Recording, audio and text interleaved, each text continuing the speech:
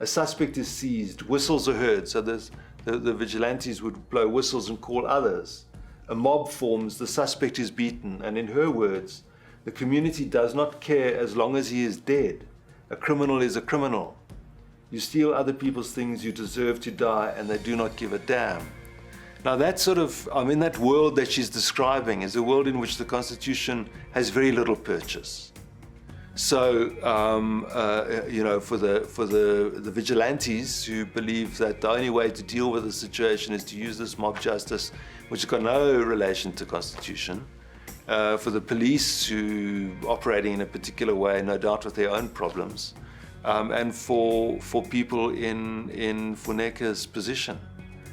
I suppose the big question we asking ourselves and exploring is the question of social order and its making and unmaking in South Africa. So we've come from apartheid, and the democratic transition was very much about unmaking apartheid.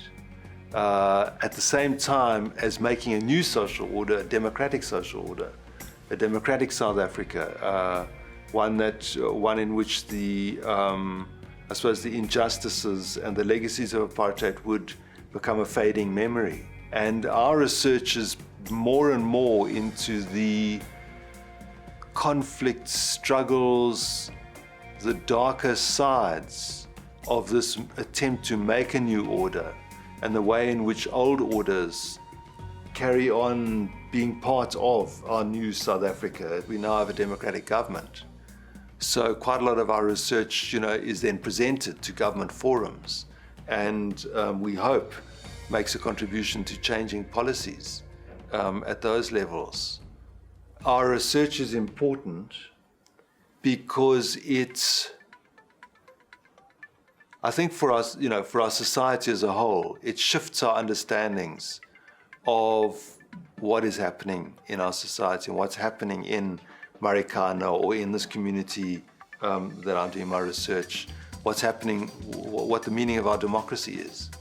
And I think that's important. I teach a course on violence, a postgraduate course on violence.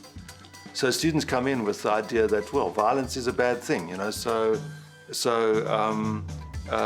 talk about it from that point of view. And then as we go deeper and deeper into the course, you start to find out why people use violence, why those who don't have voice might sometimes feel that violence is the only way to be heard. We did research that the title is The Smoke That Calls. That was a quote from someone. And that's really about a person saying, the Premier never comes, He'll see by the smoke that we're calling him. You've got to burn something. So, so students start to get challenged on their assumptions about violence and why it exists. And that's uncomfortable, it's difficult. And then at the end, they have to try and put this together again into a sense of the world and of what's right and what's wrong. If you feel that our world is still unjust, if our world still needs change, then these sorts of experiences are going to put you in touch with people who've worked on this question of change for a long time.